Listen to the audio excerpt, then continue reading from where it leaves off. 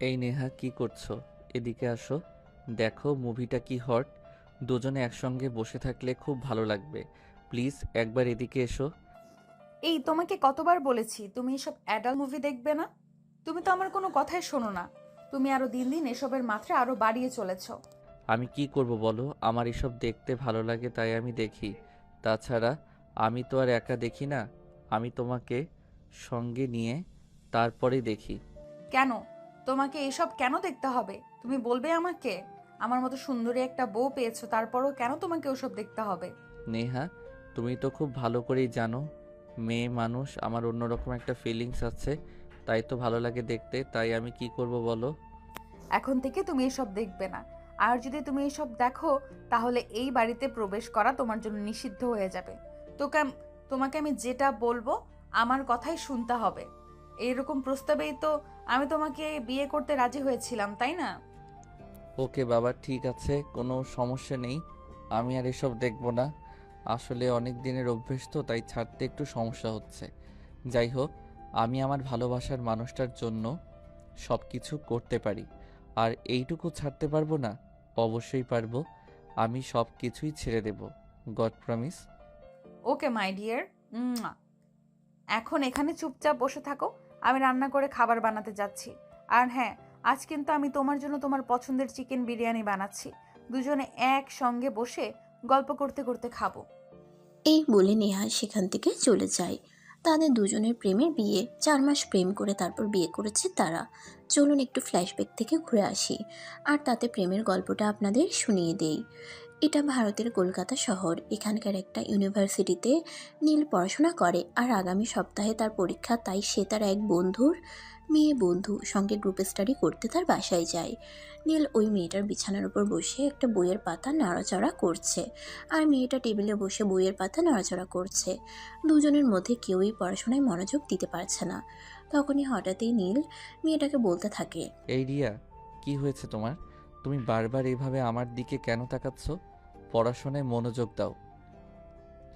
আগামীকাল তোমার পরীক্ষা, আমারও পরীক্ষা। দুজনকেই পড়াশোনা করতে হবে। তোমার মতো এত কিউট একটা ছেলে আমার সঙ্গে বসে থাকলে আমি কিভাবে পড়াশোনা করব বলো নীল? প্লিজ, আমি একটু তোমার সঙ্গ পেতে চাই। আরে রিয়া, এসব তুমি কি বলছো? এটা ঠিক আছে যে আমি অনেক মেয়ের সঙ্গে ফ্লার্ট করি, কিন্তু তুমি আমার বন্ধু। আর আমি তোমার বাড়িতে এসেছি একটু গ্রুপ স্টাডি করার জন্য। আর এসব তুমি কি বলছো বলো? রিয়া তখন নীলের কথার কোনো উত্তর না দিয়ে টেবিল থেকে উঠে নীলের কাছে চলে আসে, আর নিজের কাপড় চোপড় ফেলতে থাকে। সেটা দেখে নীল রিয়াকে বলে, রিয়া প্লিজ, এসব বন্ধ করো। তুমি নিজের কাপড় চোপড় কেন খুলছো? আমি তোমার বন্ধু। প্লিজ নিজেকে কন্ট্রোল করো। সরি ডিয়ার, তোমার মতো হট কিউট একটা জিনিস সামনে থাকলে নিজেকে কন্ট্রোল করা কোনোভাবেই সম্ভব নয়। এই বলে রিয়া নিজেকে নীলের কাছে সমর্পণ করে। আর নীল, সে তো একটা ছেলে মানুষ। একটা মেয়ে যদি নিজে থেকে নিজেকে একটা ছেলের কাছে সমর্পণ করে দেয়, তাহলে একটা ছেলে কেন নিজেকে দূরে রাখবে? তারা দুজনে অন্তরঙ্গ হয়ে পড়ে। আর ঠিক এমন সময় রুমের দরজা খুলে প্রবেশ করে রিয়ার বড় বোন। রিয়ার বড় বোনকে রুমে প্রবেশ করতে দেখেই নীল আর রিয়া দুজনে নিজেদের ড্রেস ঠিক করে নেয়। আর তারপর নীল কোনো কথা না বলেই চুপচাপ সেখান থেকে চলে আসে। পরের দিন সকালে ভার্সিটিতে প্রবেশ করতেই নোটিশ বোর্ডে চোখ পড়ে তাকে ভার্সিটি থেকে বহিষ্কার করা হয়েছে। এটা দেখে তো নিজের চক্ষু চড়ক গাছ, কারণ তার বাবা মা অনেক স্বপ্ন নিয়ে তাকে এখানে পড়াশোনা করতে পাঠিয়েছে। আর এখন যদি তার বাবা মা এটা জানতে পারে, তাহলে তারা অনেক কষ্ট পাবেন। কিন্তু নীল এখন কি করবে? তখনই তার চোখ পড়ে ভার্সিটির ক্যাম্পাসের বাইরে অনেক স্টুডেন্টরা সেখানে রয়েছে। সবাই কিছু একটা নিয়ে আলোচনা করছে। নীল তখন সেখানে গেল, আর ওদের মধ্যে থেকে একজনকে জিজ্ঞাসা করলো, কি ব্যাপার? কি হয়েছে? তোমরা সবাই এখানে দাঁড়িয়ে কি আলোচনা করছো? আর পরীক্ষার তো সময় হয়ে গেছে। তোমরা ভার্সিটির ভিতরে কেন যাচ্ছ না? আমরা তোমাকে ছাড়া পরীক্ষা দেব না। আমরা খুব ভালো করেই জানি তোমার সম্পর্কে। তুমি কখনোই এমন কাজ করতে পারো না, তাই আমরা কেউ পরীক্ষা দেব না। মানে কি হয়েছে আমি বুঝতে পারছি না। আমাকে ভার্সিটি থেকে বহিষ্কার করা হয়েছে, কিন্তু কেন? আমি তো সেটাই বুঝতে পারছি না। দেখো, এটা তো আমরা সবাই জানি যে তুমি গতকাল রিয়াদের বাসায় গিয়েছিলে, কিন্তু তারপর সেখানে কি হয়েছে সেটা আমরা জানি না, আর জানার কোনো ইচ্ছাও আমাদের নেই। কিন্তু আজ সকালেই রিয়ার বড় বোন এসে প্রিন্সিপালের কাছে তোমার নামে বিচার দিয়েছে, আর তাই প্রিন্সিপাল তোমাকে ভার্সিটি থেকে বহিষ্কার করেছে। হ্যাঁ, সেটা না হয় বুঝলাম, কিন্তু তোমাদের এই আন্দোলনের কারণটা কি? তোমরা সবাই ভিতরে যাও আর পরীক্ষা দাও। আমার সঙ্গে যেটা হওয়ার সেটা হয়ে গেছে। না, আমরা সেটা মানি না আর মানবো না। তোমার সঙ্গে এই অন্যায়ের প্রতিবাদ আমাদের করতেই হবে, নয়তো তোমার সঙ্গে বিশাল বড় একটা অন্যায় হয়ে যাবে। আমরা খুব ভালো করে জানি তোমার বাবা মা তোমাকে কত স্বপ্ন নিয়ে এখানে পড়াশোনা করতে পাঠিয়েছে, আর এখন যদি তারা জানতে পারে তোমার নামে এমন অপবাদ দেওয়া হয়েছে, তাহলে তারা সেটা কোনোভাবে একসেপ্ট করতে পারবে না। এই বলে ওই ভার্সিটির ছাত্রছাত্রীরা আন্দোলন করতে থাকে। এদিকে সেই একই ভার্সিটিতে পড়াশোনা করতো নেহা, কিন্তু নীলের সঙ্গে তার সেরকম আলাপ পরিচয় কখনোই হয়ে ওঠেনি, কারণ সে সবসময় পড়াশোনা নিয়ে ব্যস্ত থাকতো। নিজের পড়াশোনা ছাড়া বাইরের জগতে এসে 2 মিনিট সময়ও দিত না। আজ যখন সে ভার্সিটি ক্যাম্পাসে প্রবেশ করছিল, তখনই দেখতে পেল সেই আন্দোলন, আর তাই সে ওখানে গেল আর তার এক ফ্রেন্ডকে জিজ্ঞাসা করলো। কি ব্যাপার, কি হয়েছে? তোমরা সবাই এখানে কিসের জন্য আন্দোলন করছো? দেখো নীল, গতকাল রিয়ার বাসায় গিয়েছিলে গ্রুপ স্টাডি করতে, কিন্তু সেখানে কি হয়েছে আমরা জানি না। তবে আমরা বিশ্বাস করি সে এরকম উল্টাপাল্টা কাজ করতে পারে না। এদিকে রিয়ার বড় বোন প্রিন্সিপালের কাছে উল্টাপাল্টা বিচার দিয়েছে, তাই প্রিন্সিপাল নীলকে কলেজ থেকে বহিষ্কার করেছে, কিন্তু আমরা সেটা মানি না আর মানবো না। তাই আমাদের এই আন্দোলন। আমার মনে হয় তোমরা ভুল করছো, কারণ নীলের ক্যারেক্টার সম্পর্কে ভার্সিটির সবাই অবগত। সে আজ এই মেয়ে তো কাল ওই মেয়ের সাথে ফ্লার্ট করতেই থাকে, হয়তো ওরকম কিছুই করতে চেয়েছিল। নীলকে তোমার ভালো নাই লাগতে পারে, কিন্তু তুমি তার সম্পর্কে এমন কথা বলবে না। নীল তোমার কাছে শুধুমাত্র একটা নাম হতে পারে, কিন্তু ভার্সিটির প্রত্যেকটা মেয়ের কাছে নীল একটা ইমোশন, যাকে দেখলে সবার হার্টবিট বেড়ে যায়। সবাই এক মুহূর্তের জন্য নীলকে কাছে পেতে চাই, আর তাকে তুমি এমন বলতে পারো না। হ্যাঁ, সেটা তো আমি নিজের চোখে দেখতে পাই, কিন্তু তোমরা সবাই আমাকে এই একটা কথা বলো যে এই ছেলেটার মধ্যে কি এমন আছে যার জন্য ভার্সিটির সব মেয়েরা ওর উপর আসক্ত? ওর মধ্যে সেরকম কি আছে সেটা বলতে পারবো না, তবে একটা নেশা আছে। ওর যে দুটো চোখ, ওই চোখে দেখালে যে কোনো মেয়ে নেশায় পড়ে যাবে। অনেক সুইট, অনেক কিউট আর হট। ভাই, সব মেয়েরাই ওর জন্য পাগল। তখন নেহা ওদের সঙ্গে আর কোনো কথা না বলে সেখান থেকে চলে গেল। এদিকে স্টুডেন্টরা আন্দোলন করে প্রিন্সিপালের সঙ্গে কথা বলে নীলকে আবারও ওই ভার্সিটিতে পড়াশোনা করার ব্যবস্থা করে দিল। এরপর চলে গেল 2 মাস।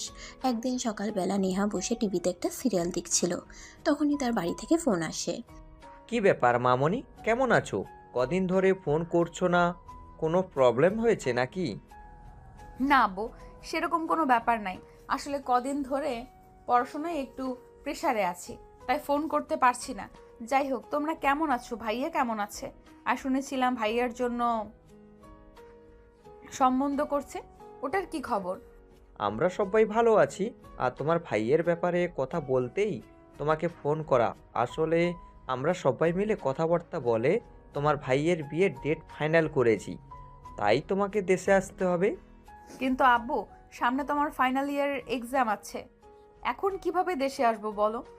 হ্যাঁ, সেটা আমি জানি, কিন্তু তোমার ফাইনালি এক্সামের আরও 3 মাস বাকি আছে, আর একটা বিয়ের কাজ শেষ করতে 3 মাস লাগবে না? তুমি চলে এসো। আচ্ছা আব্বু, ঠিক আছে, কোনো সমস্যা নেই, আমি সময় মতো চলে আসবো। এই বলে ফোনটা কেটে দেয়। অপরদিকে সেদিন নীলের বাড়ি থেকেও ফোন আসে, নীলের ছোট বোনের বিয়ের সম্বন্ধ ঠিক হয়েছে আর দিন তারিখও পাকা হয়ে গেছে, তাই নীলকেও দেশে যেতে হবে। আনফর্চুনেটলি নীল আর নেহা দুজন একই দিনে দেশে যাওয়ার জন্য ফ্লাইট বুকিং করে। ওরা দুজনে যখন এয়ারপোর্টে, তখনই ওদের দেখা হয়। নেহা তার বাবার সঙ্গে কথা বলতে বলতে এয়ারপোর্টের ভিতরে প্রবেশ করছিল, আর তখনই নীলের সঙ্গে নেহার ধাক্কা লেগে যায়। সরি ম্যাডাম, আমি আসলে আপনাকে দেখতে পাইনি, একটু তাড়াহুড়ায় আছি তো। আরে তুমি নীল না, ওই আমাদের ভার্সিটিতে যে ছেলেটা পড়াশোনা করে যার জন্য সব মেয়েদের রাতের ঘুম হারাম হয়? হ্যাঁ, একদম ঠিক ধরতে পেরেছো। তবে আমি তোমায় চিনতে পেরেছি। যাই হোক, কোথাও যাচ্ছ মনে হচ্ছে। হ্যাঁ, বাংলাদেশে যাচ্ছি, ওখানে আমার বড় ভাইয়ের বিয়ে ঠিক হয়েছে, তাই আমাকে যেতে হবে। আমি না গেলে ভাইয়া বিয়ে করবে না। এখন তোমার ব্যাপারে বলো। আমারও সেম, আমারও ছোট বোনের বিয়ের তারিখ ফিক্সড হয়েছে, তাই আমাকেও যেতে হবে, তাই দেশে যাচ্ছি। যাই হোক, চলো যাওয়া যাক। কথা বলতে বলতে দুজনে বিমানে উঠে আর নিজেদের সিটে বসে পড়ে। আর আশ্চর্যজনক একটা ঘটনা হলো, নীল আর নেহা দুজন পাশাপাশি সিট বুকিং করেছে, যেটা আগে তারা কেউ জানতো না। সিটে বসার পর হঠাৎই নেহা নীলকে প্রশ্ন করে। আচ্ছা, আমি কি তোমায় একটা প্রশ্ন করতে পারি অ্যাজ এ ফ্রেন্ড হিসেবে? হ্যাঁ অবশ্যই, কেন নয়।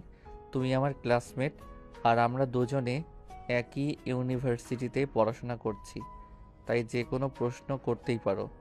বলো, তোমার আমার কাছ থেকে কি জানার আছে? আসলে আমার প্রশ্নটা খুবই সংক্ষিপ্ত, তবে এর উত্তর কি হবে আমি আন্দাজ করতে পারছি না। আসলে ভার্সিটির প্রত্যেকটা মেয়ে তোমার উপর কেন আসক্ত সেটা বলবে? ও, এই ব্যাপার। আসলে আমি নিজেও জানি না আমার মধ্যে কি এমন আছে যেটা দেখে প্রত্যেকটা মেয়ে আমার উপর আসক্ত হয়ে যেতে হবে। একটা কথা, আমিও মেয়েদের উপর অনেকটা আসক্ত হয়ে পড়ি। আমার লাইফে আমার কয়েকটা গার্লফ্রেন্ড এসেছে আর চলে গেছে, সেটা আমি সঠিক বলতে পারি না। তুমি এমন কেন করো বলো তো? ভালো তো জীবনে একজনকেই বাসা যায়, তাহলে নির্দিষ্ট একজনকে ভালোবেসে তার সঙ্গে বাকি জীবনটা কাটানোর চিন্তা ভাবনা করো না, তাহলেই তো ভালো হয়। আমার ওই রকম চিন্তা ভাবনা নেই। যতদিন আমি প্রেম চালিয়ে যেতে পারি যাব। তাছাড়া আমার টাকা পয়সার অভাব নেই। আমার বাবা আমার পিছনে অঢেল টাকা পয়সা খরচ করেছেন, আর যেটা দেখেই সম্ভবত মেয়েরা আমার প্রতি একটু বেশি আসক্ত হয়। এখন আমাকে এটা বলো যে তুমি আবার আমার উপর আসক্ত হয়ে পড়নি তো? আমার মনে হয় তোমার মাথা খারাপ হয়েছে। আমি সেরকম মেয়ে নই যে চাইলে কোনো ছেলের উপর আসক্ত হয়ে পড়ব। আমি আমার পরিবারের উপর ডিপেন্ডেন্ট। আমি আমার পরিবারের প্রত্যেকটা মানুষকে খুব ভালোবাসি। আমি চাই আমার বিয়েটা পরিবারের প্রত্যেকটা মানুষের পছন্দ করা মানুষটার সঙ্গেই হোক। তাছাড়া প্রেম ভালোবাসাতে আমি বিশ্বাসী নই, আর টাইম পাস তো একদমই নয়। আর যাই হোক, তুমি আমার অনেক বড় একটা উপকার করলে। তা না হলে হয়তো আমি বাংলাদেশে পৌঁছানো পর্যন্ত তোমার সঙ্গে কথা বলতাম আর তোমার পিছনে সময়টা নষ্ট করে ফেলতাম। তবে এখন তো তুমি বলে দিয়েছো, তাই আর কোনো সমস্যা নেই। আমি এই সময়টা অন্য একজনের পিছনেই ব্যয় করব। মানে তুমি কি বলছো? আমি তো তোমার কথার আগা গোড়া কিছুই বুঝতে পারছি না। কি হয়েছে তোমার? তেমন কিছুই না। আসলে তুমি যদি আমাকে এখন এইটা বলতে যে তুমি আমার উপর আসক্ত হয়ে গেছো, তাহলে ফ্লাইটের পুরোটা সময় আমি তোমার সঙ্গে কথা বলতাম আর তোমাকে পটানোর চেষ্টা করতাম। কিন্তু এখন তো তুমি বলেই দিয়েছো যে তুমি প্রেম ভালোবাসা বিশ্বাসী নয় আর টাইম পাসে একদমই নয়। তাহলে এই সময়টা তো আমার বেঁচে গেল। এখন আমি অন্য একটা মেয়ের সঙ্গে কথা বলে তাকে পটিয়ে নেব আর তার সঙ্গে এই ফ্লাইটের পুরোটা সময় কাটিয়ে নেব। নেহা তখন আর কোনো কথা না বলে চুপচাপ নিজের সিটে বসে রইল।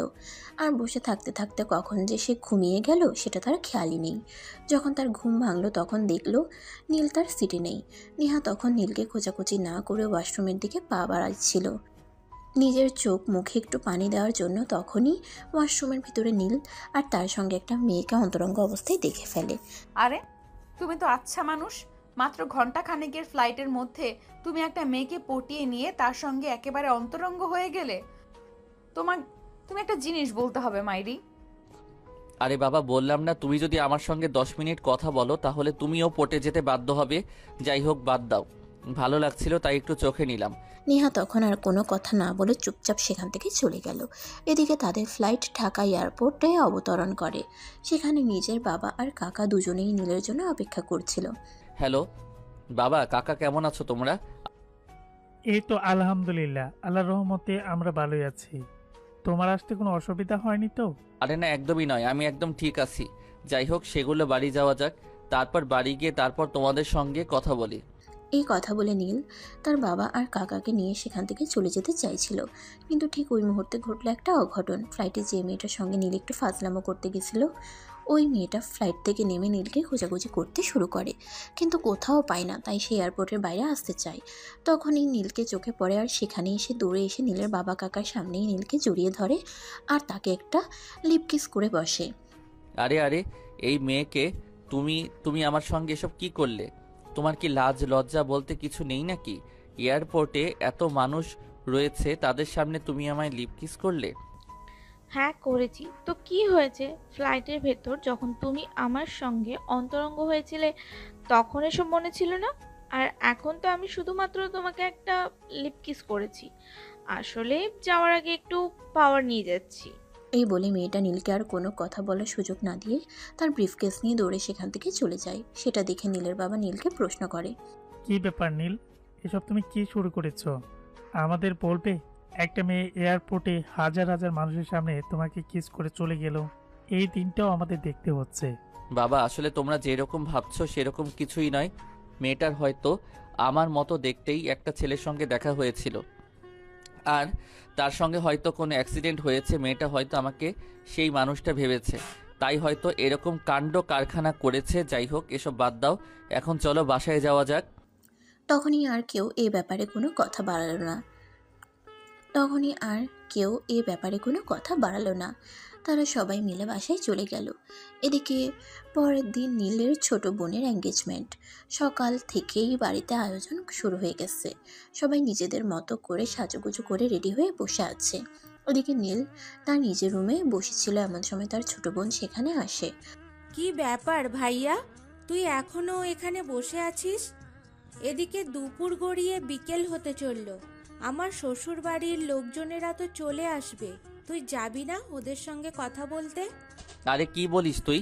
আমার একমাত্র আদরের ছোট বোন, আর তোর শ্বশুর বাড়ি থেকে মানুষজন আসছে, তাদের সঙ্গে আমি কথা বলতে যাব না এমনটা হতে পারে নাকি? আসলে একটু টায়ার্ড ছিলাম, তাই বিশ্রাম নিচ্ছিলাম। তুই কোনো চিন্তা করিস না, আমি 10 মিনিটে রেডি হয়ে আসছি। এই বলে নীল বিছানা ছেড়ে ওয়াশরুমে চলে যায়, আর কিছুক্ষণের মধ্যেই ফ্রেশ হয়ে রেডি হয়। এদিকে দেখতে দেখতে ঋতুর শ্বশুরবাড়ির লোকজন চলে আসে। তখন বাড়ির সবাই সেখানে উপস্থিত হয়, আর নীলও সেখানে যায়। কিন্তু সেখানে গিয়ে নীলের চক্ষু চড়ক গাছ। ঋতুর বর মানে তার হবু বোন জামাইয়ের সঙ্গে বসে আছে তার পরিচিত একটা মেয়ে মানে নেহা। নীল এসব কি দেখছে বিশ্বাসই করতে পারছে না। এখন কি জানি কি হয় সেটা আল্লাহই ভালো জানে। না জানি নিজের কৃতকর্মের জন্য বোনের বিয়েটা ভেঙে যায়। নীল তৎক্ষণাৎ সেখানে এক মুহূর্ত না দাঁড়িয়ে নিজের রুমে চলে আসে, আর এই বিষয়টা নেহা লক্ষ্য করে। তাই নেহাও সেখান থেকে উঠে চুপি চুপি নীলের রুম পর্যন্ত চলে আসে। তা কি ব্যাপার মিস্টার নীল, কেমন আছেন? নে নে নে নেহা, তো তুমি এখানে? কেন আসতে পারি না বুঝি? এটা তো আমারই ভাইয়ের বিয়ে, এখানে আসা তো আমার জন্য নিষিদ্ধ নয়। আর তুমি এইভাবে তোতলাচ্ছ কেন? কিছু হয়েছে নাকি? আরে নেহা, তো তুমি এখানে? আরে না, তেমন কিছু হয়নি। আসলে তোমাকে দেখে একটু অবাক হয়ে গেছি। আমাদের বাড়িতে তুমি আসলে কি করে সেটাই ভাবছিলাম। ও এই কথা। আসলে তোমার বোনের যে ছেলেটার সঙ্গে বিয়ে হতে চলেছে সে আমার একমাত্র বড় ভাই, আর তার বিয়ের জন্যই আমাকে দেশে আসতে হয়েছে। আরও একটা কথা তোমাকে বলি, আমার ভাইয়ের কলিজা আমি, সে আমাকে ছাড়া কখনোই বিয়েটা করতো না, তাই আমাকে বাধ্য হয়ে আসতে হয়েছে। নেহা প্লিজ, সেদিন যা হয়েছে আর তুমি আমার সম্পর্কে যা জানো, প্লিজ সব কিছু ভুলে যাও। আমার বোনের বিয়েটার সঙ্গে প্লিজ এইসব বিষয়গুলোকে জড়িও না। প্লিজ আমার বোনের বিয়েটা ভেঙে দিও না। আমার বোন অনেক কষ্ট পাবে, আর আমি আমার বোনকে অনেক ভালোবাসি। আমার জন্য আমার বোন কোনো কষ্ট পাক সেটা আমি কখনোই চাই না। প্লিজ নেহা। ওকে ওকে, ঠিক আছে, কোনো সমস্যা নেই। আমি এ ব্যাপারে কাউকে কিচ্ছু বলবো না, কোনো চিন্তা নেই তোমার। তবে একটা কথা আমাকে প্রমিস করতে হবে, আজকের পর থেকে তুমি এইসব কাজ ছেড়ে দেবে। আচ্ছা বাবা, ঠিক আছে, কোনো সমস্যা নেই। তুমি আমাকে যা করতে বলবে আমি তাই করব, কিন্তু তুমি দয়া করে এসব বিষয় সবার সামনে প্রকাশ করো না, তাহলে আমার বোনের বিয়েটা ভেঙে যাবে। আর বোনের বিয়েটা ভেঙে গেলে পরিবারের সবাই আমাকে অনেক কথা শোনাবে, আমি সেসব কথা শুনতে চাই না। বললাম তো আমি কাউকে কিছু বলবো না, তোমার চিন্তার কোনো কারণ নেই। আর হ্যাঁ, আমি যেটা বলেছি সেটা মাথায় রেখো, আজকের পর থেকে কখনোই এইসব কাজ আর করবে না।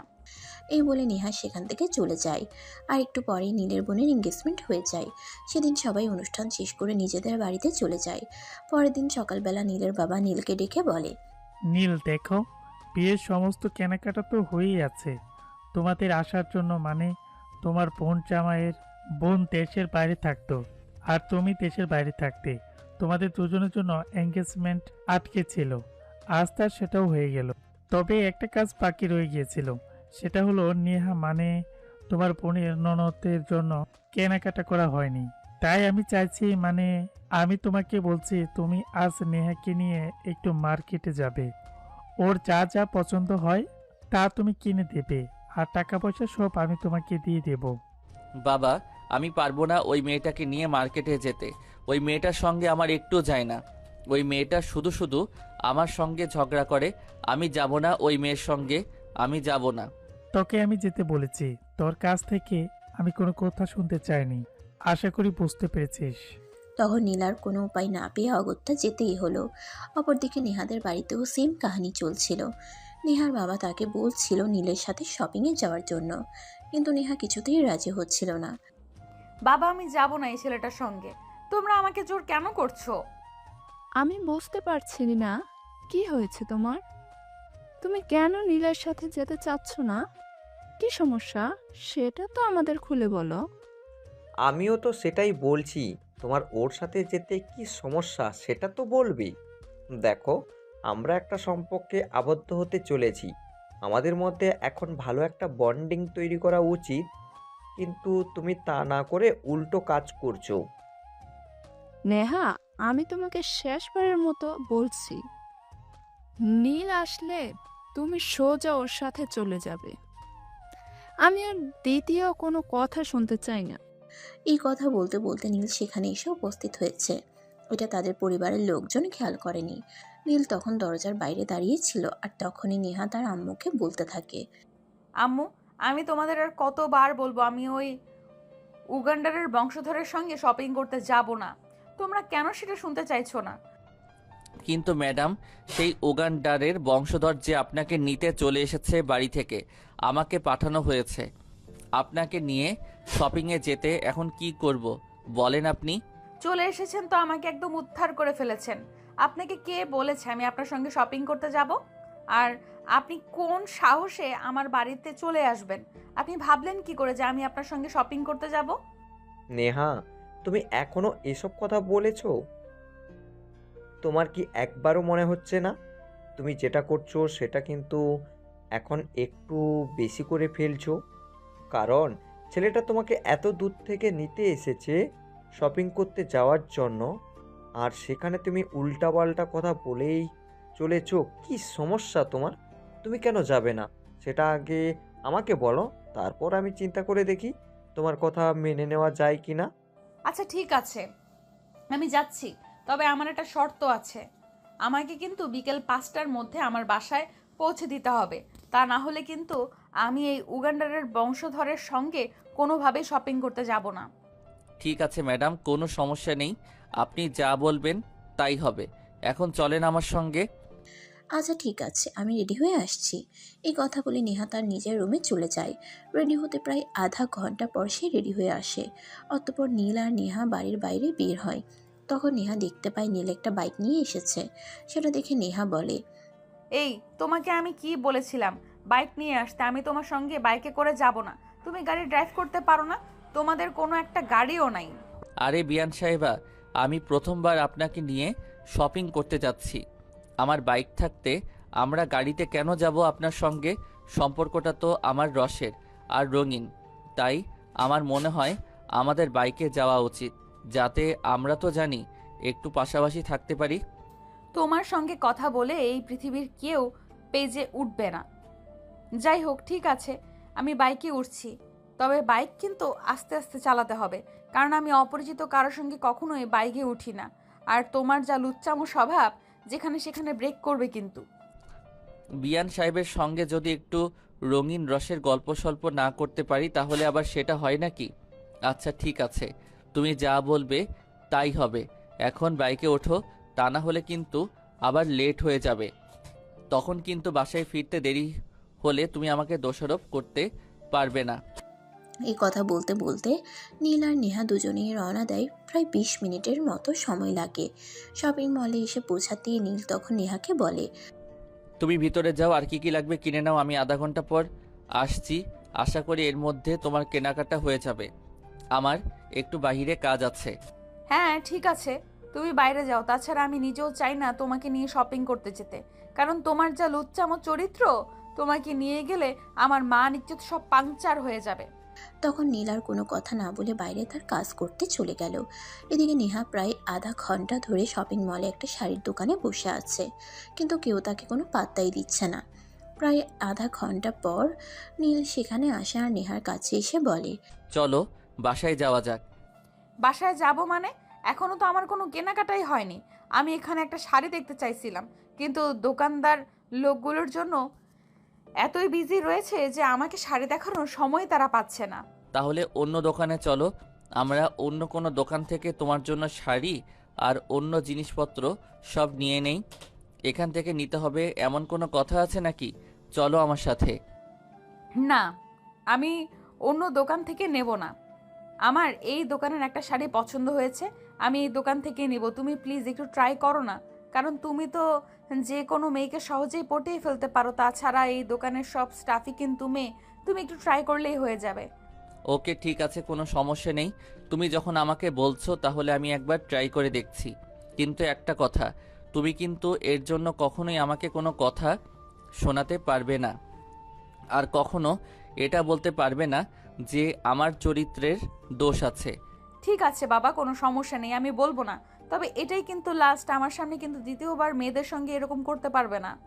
আচ্ছা ঠিক আছে, কোনো সমস্যা নেই, তুমি একটু ওয়েট করো, আমি দেখছি মেয়েটাকে কিভাবে পটানো যায়। এই যে হ্যালো, এক্সকিউজ মি, শুনছেন? কথাটা মুখ থেকে বের করতে দেরি হলো, কিন্তু 2-3টা মেয়ে নীলের কাছে চলে আসতে সময় লাগলো না। অন্য কাস্টমার ফেলে তারা নীলের কাছে চলে আসার নীলকে বলতে থাকে। স্যার, বলুন আপনার কি চাই? আমরা আপনাকে সব রকম সহযোগিতা করতে প্রস্তুত।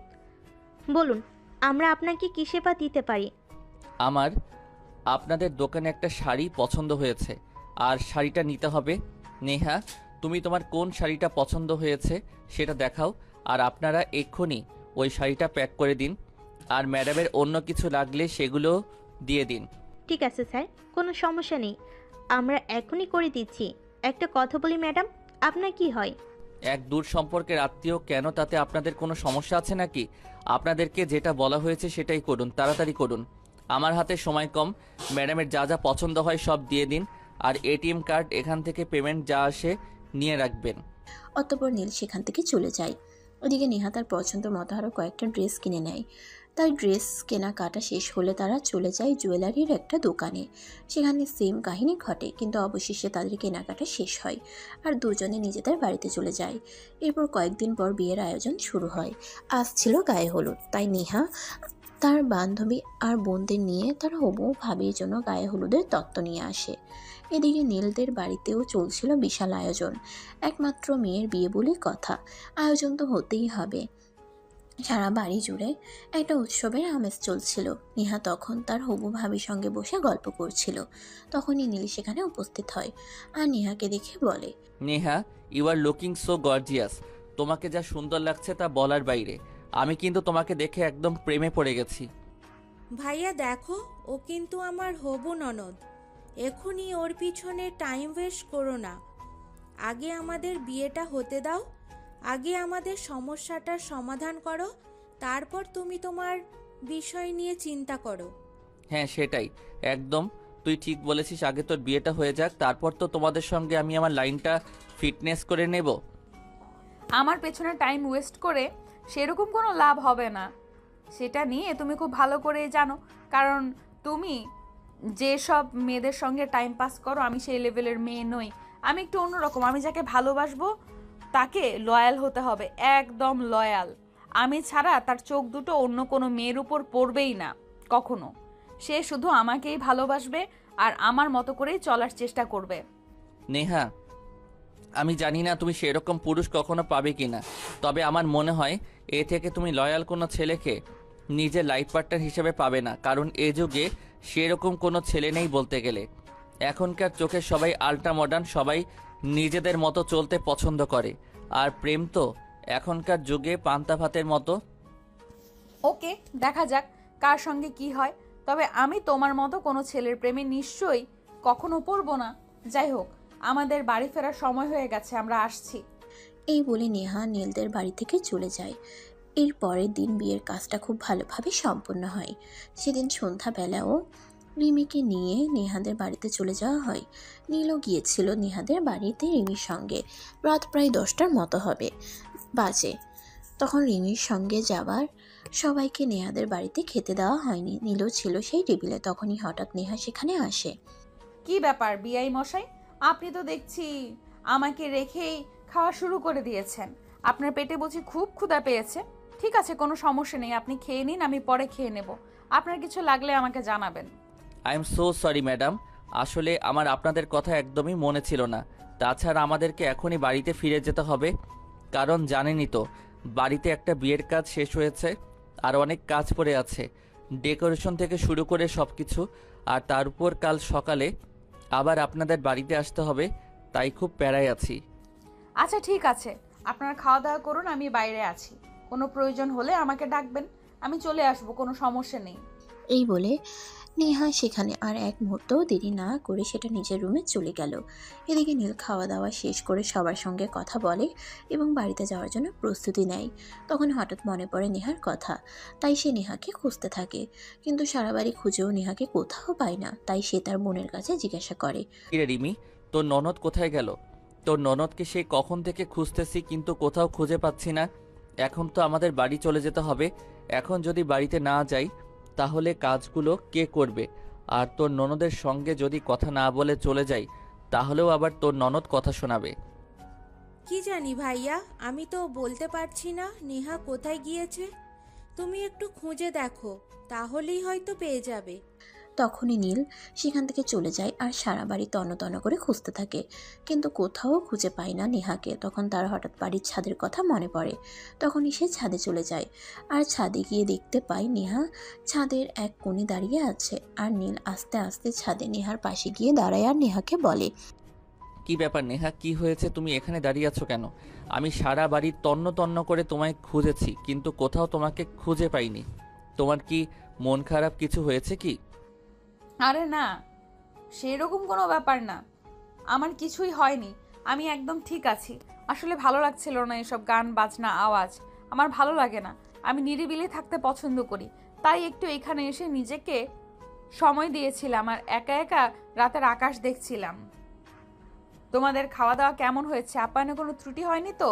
কি যে বলো, তোমাদের বাড়িতে আবার আমাদের আপ্যায়নের ত্রুটি হবে? সেটা তো কখনোই হওয়ার নয়, সব কিছুই একদম ঠিক আছে।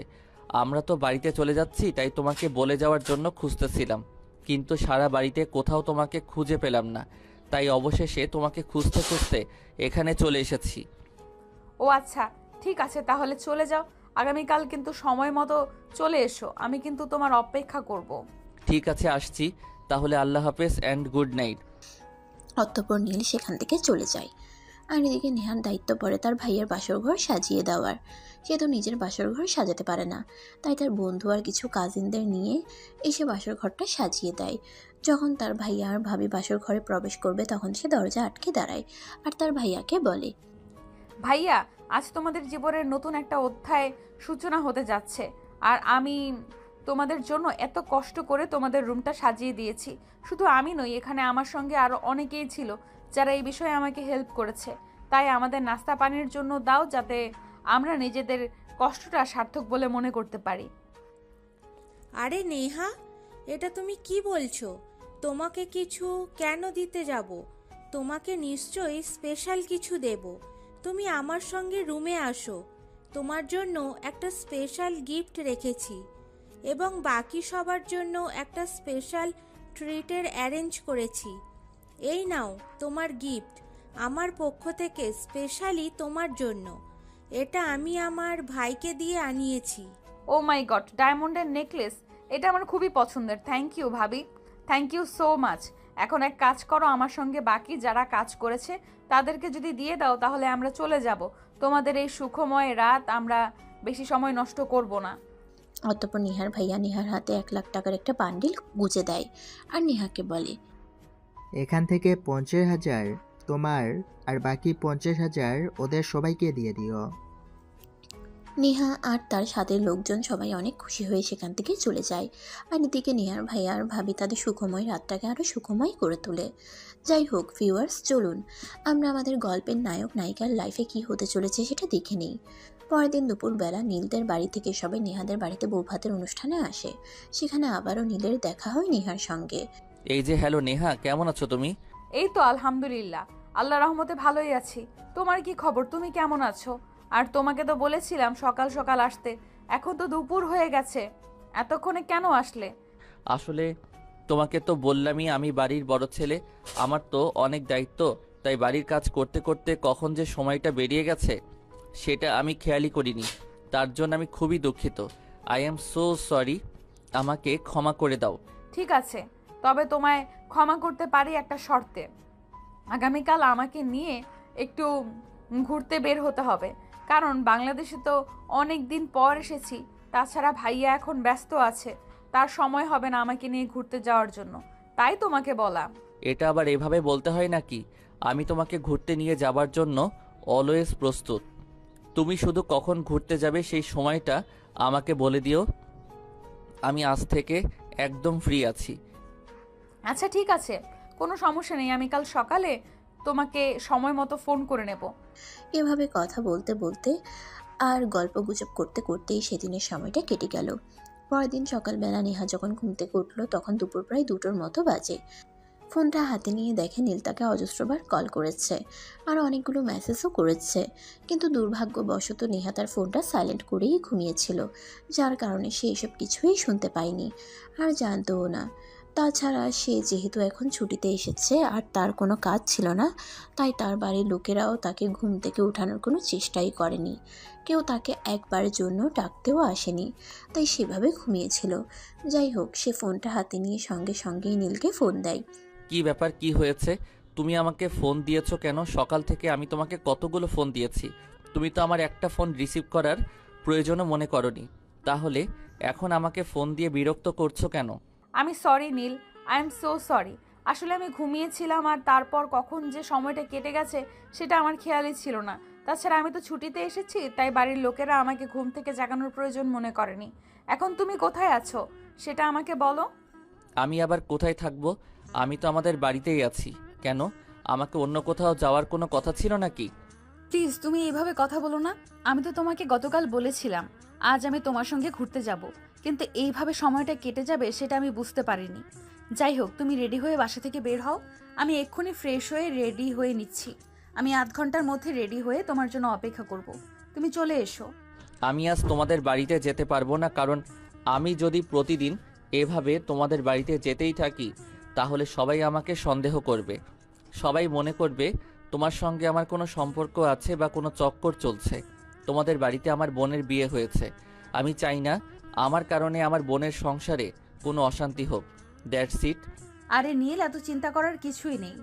আমার বাড়ির লোকেরা এইসব লো মাইন্ডেড নয়। আমার বাড়ির লোকেরা আমার সম্পর্কে খুব ভালোই ধারণা রাখেন, আর আমার বাড়িতে সেরকম কোনো প্রবলেম হবে না, কোনো চিন্তা নেই। তুমি চলে এসো, আমি রেডি হয়ে নিচে আসছি। আচ্ছা ঠিক আছে, আমি আসছি, তুমি রেডি হয়ে নাও। এই বলে নীল ফোনটা কেটে দেয়। আর এদিকে নেহা বিছানা থেকে নেমে তাড়াতাড়ি করে ওয়াশরুমে চলে যায় ফ্রেশ হওয়ার জন্য। ফ্রেশ হয়ে এসে সে তাড়াতাড়ি করে রেডি হয়ে নেয়, তারপর বাসার নিচে দাঁড়িয়ে অপেক্ষা করতে থাকে নীলের জন্য। তখনই তার ভাবি সেখানে আসে। কি ব্যাপার নেহা, এত সাজুগুজু করে কোথায় যাওয়া হচ্ছে? কোনো বন্ধুর সঙ্গে ঘুরতে যাওয়া হচ্ছে নাকি? ভাবি, আসলে বিষয়টা সেরকম নয়।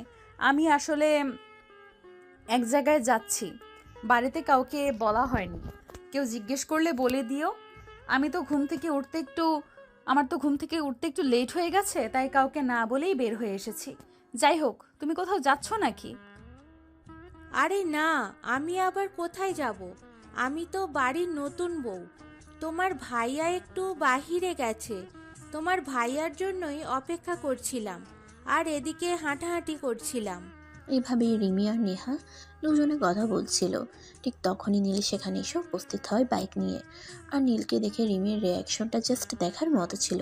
সে বলতে থাকে, কি ব্যাপার ভাইয়া, তুমি এখানে কেন? আর কাল বিকেলে তো এখান থেকে গেলে, আর আজ সকালেই এখানে চলে এসেছো ভাইয়া? এটা আমার শ্বশুর বাড়ি। এখানে তোমরা যদি ঘন ঘন আসো তাহলে সবাই আমাকে কথা শোনাবে। ভাবি, বিষয়টা তুমি যেরকম ভাবছো আসলে সেরকম নয়। আমি তোমার ভাইকে ফোন করেছিলাম, আমি তোমার ভাইকে নিয়ে একটু বের হব। আসলে তো বাংলাদেশে এসেছি অনেক বছর পর, তাই একটু ঘুরতে মন চাইলো। আর ঘুরতে যাওয়ার জন্য তো বিশ্বস্ত একটা মানুষ প্রয়োজন।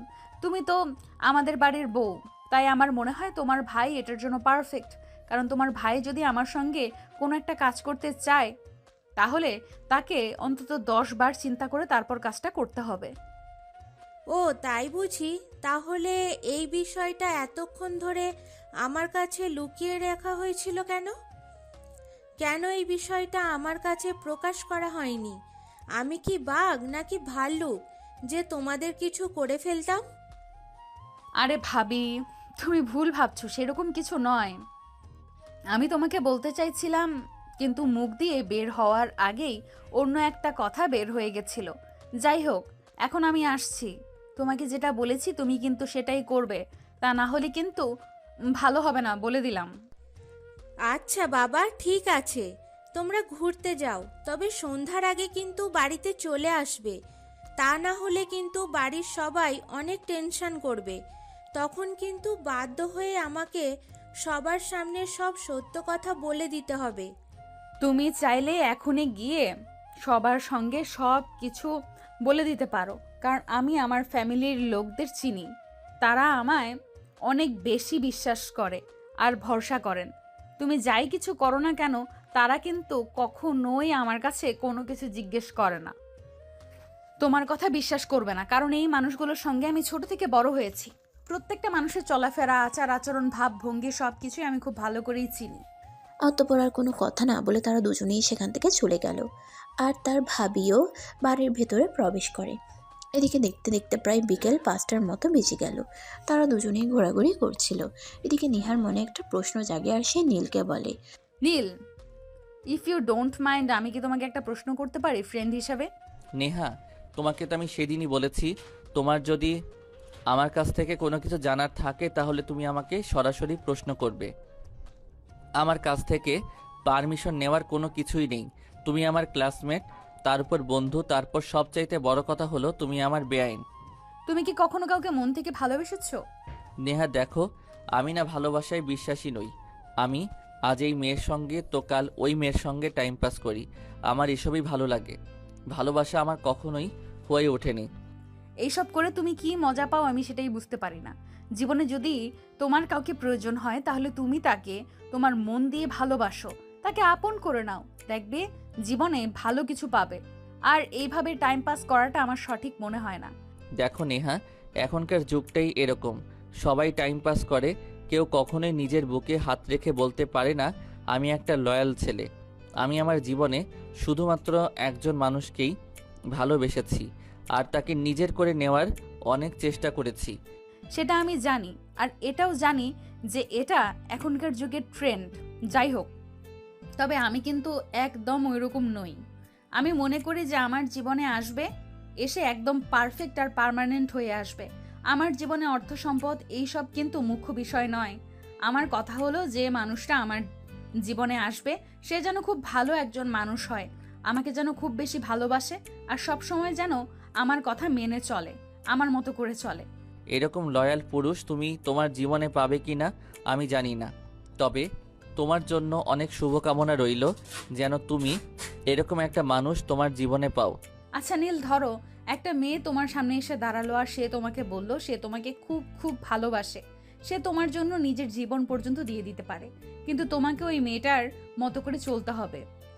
ওই মেয়েটা যা বলবে তাই করতে হবে, আর মেয়েটাকে প্রচুর পরিমাণ ভালোবাসতে হবে, শুধুমাত্র ওই মেয়েটাতেই সীমাবদ্ধ থাকতে হবে। তখন তুমি কি করবে বলো? হা হা হা, এই যুগে এমন মেয়ে আছে এটা তুমি মনে করো? কখনোই না, এমন মেয়ে কোনোদিনই আমার লাইফে আসবে না। কারণ আমি আমার জীবনে কয়টা প্রেম করেছি, কয়টা মেয়েকে কিস করেছি, আর কয়টা মেয়ের সঙ্গে রুম ডেট পর্যন্ত করেছি সেটা শুধুমাত্র আমি জানি, অন্য কেউ নয়। এই যুগের মেয়েরা শুধুমাত্র পয়সা চায়, পয়সাওয়ালা মানুষ চায়, আর তাদের এনজয় চাই, তারা এরকম কিছুই চায় না।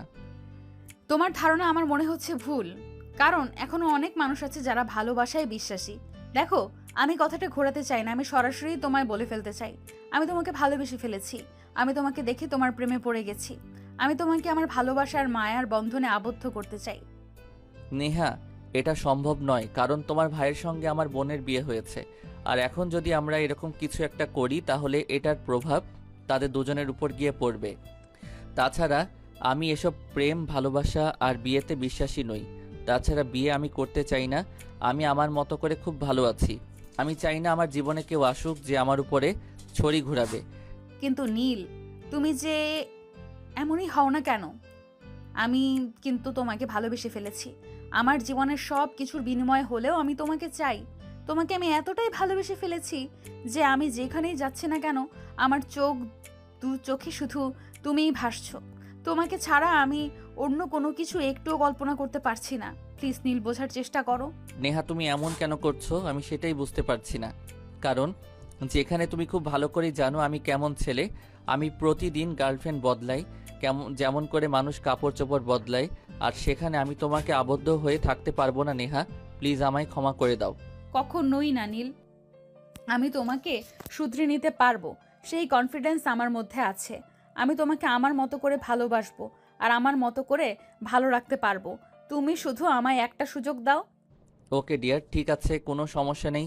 আমি তোমাকে একটা সুযোগ দিলাম, তবে এটাই ফার্স্ট অ্যান্ড এটাই লাস্ট। একটা কথা মনে রেখো, তোমাকে এই সুযোগটা দিচ্ছি শুধুমাত্র তুমি আমার একমাত্র আদরের ছোট বোনের ননদ বলে।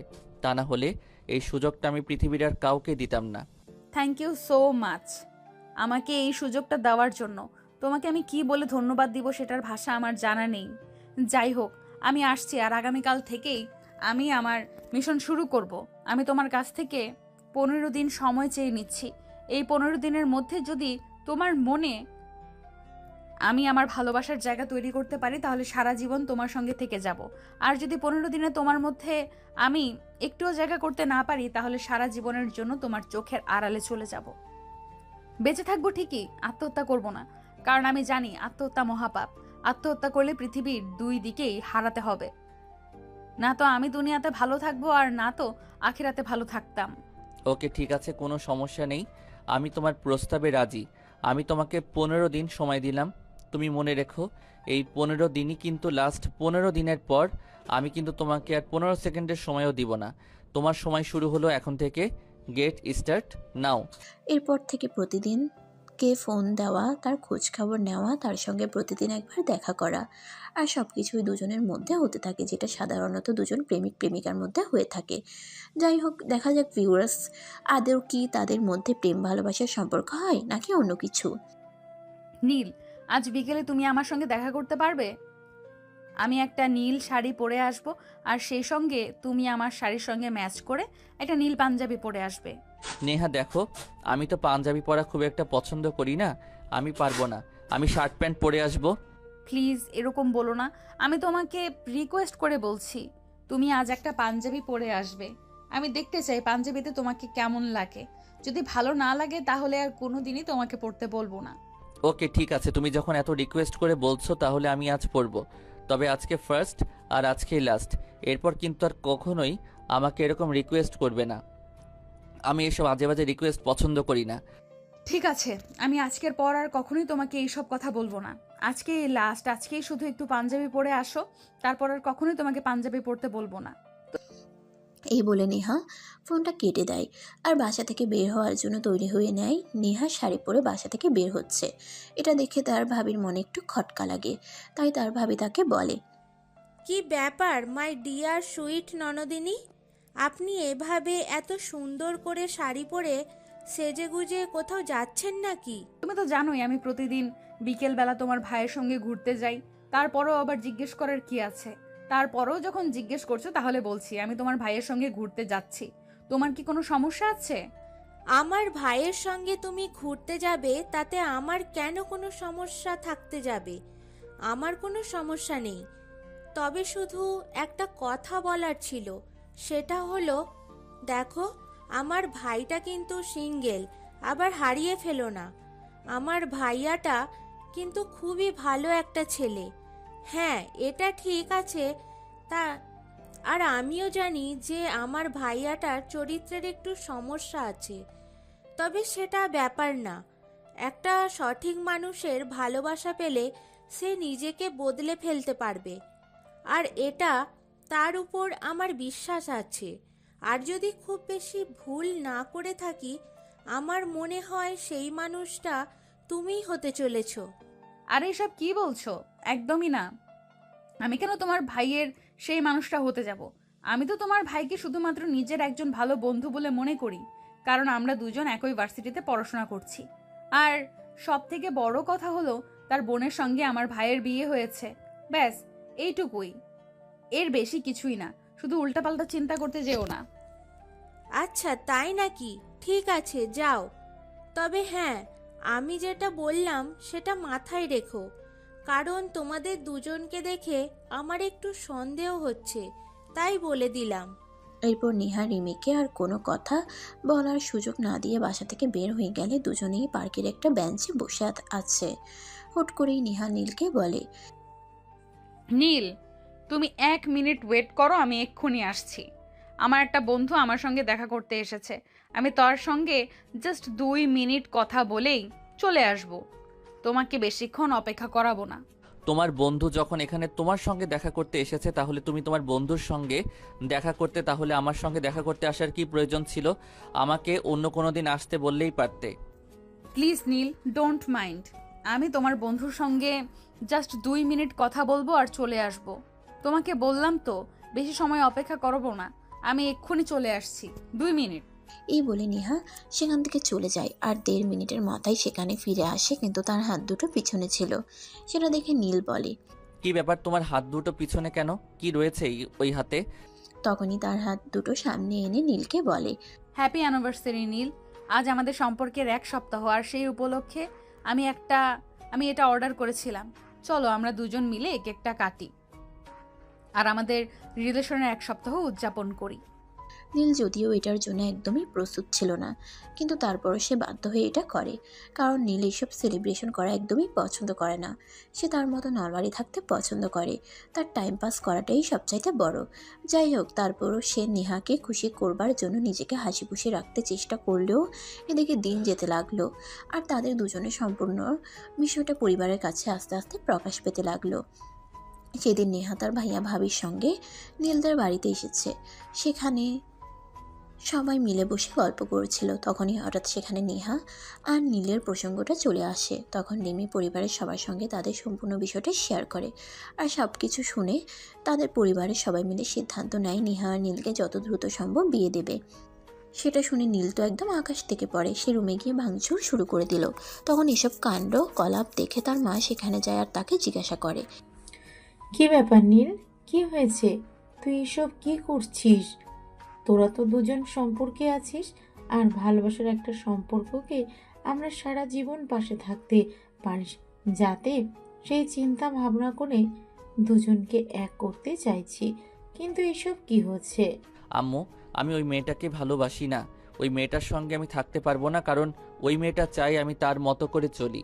সে আমাকে তার হাতের ইশারায় নাচাতে চায়, সেটা আমি কখনোই পারবো না। আমাকে তার পছন্দ মতো ড্রেস পরতে হয়, তার কথা মতো চলতে হয়। আমি এগুলো তো অভ্যস্ত নই। ওই মেয়েটার সঙ্গে বিয়ে করা আমার পক্ষে কোনোভাবেই সম্ভব নয়। এসব তুই কি বলছিস নীল? তোর কি মাথা খারাপ হয়ে গেছে? তুই এই মেয়েটার সঙ্গে কতদিন ধরে মেলামেশা করছিস? সবচাইতে বড় কথা, তোর বোন ওদের বাড়ির বউ। তুই যদি এখন এই মেয়েটার সঙ্গে এরকম করিস, তাহলে তোর বোনের সঙ্গে কি হবে সেটা তুই একবার চিন্তা করে দেখেছিস? দেখো আম্মু, আমি আমার বোন বা পৃথিবীর কারো জন্য নিজের এত বড় ক্ষতি আমি করতে পারবো না, কারণ আমি খুব ভালো করে জানি এই মেয়েটার সঙ্গে আমার ম্যাচিউরিটি কোনোদিনই আসবে না। তাই এই মেয়েটাকে বিয়ে করা আমার পক্ষে সম্ভব নয়। আর এটা যদি তোমরা বলতে না পারো, আমি নিজেই গিয়ে বলে দেব। থাক নীল, আমি সব কিছু শুনতে পেয়েছি, তোমাকে আর কিছুই করতে হবে না। পরিবারের সবার সঙ্গে আমি বলে দেব যে আমি তোমাকে বিয়ে করব না। এতদিন আমি তোমার সঙ্গে টাইম পাস করেছিলাম, তবে একটা কথা মনে রেখো, আমি কিন্তু সত্যিই তোমাকে ভালোবেসেছিলাম আর তোমার সঙ্গে ঘর বাঁধতে চেয়েছিলাম। তুমি কি ভেবেছিলে সেটা তোমার ব্যাপার, আর আমি তোমার ব্যাপারে জেনে শুনেই তোমাকে ভালোবেসেছিলাম। আমি ভেবেছিলাম হয়তো আমি তোমাকে বদলে দিতে পারবো, কিন্তু আমার ধারণা ভুল ছিল। ভালো থেকো নীল, আল্লাহ হাফেজ। নেহা প্লিজ মা, তুমি ওর কথায় কিছু মনে করো না। আমি ওকে বোঝাচ্ছি, আমি ওকে তোমাকে বিয়ে করতে রাজি করাবই, এটা আমার প্রমিস। তুমি আমার উপর একটু ভরসা রাখো।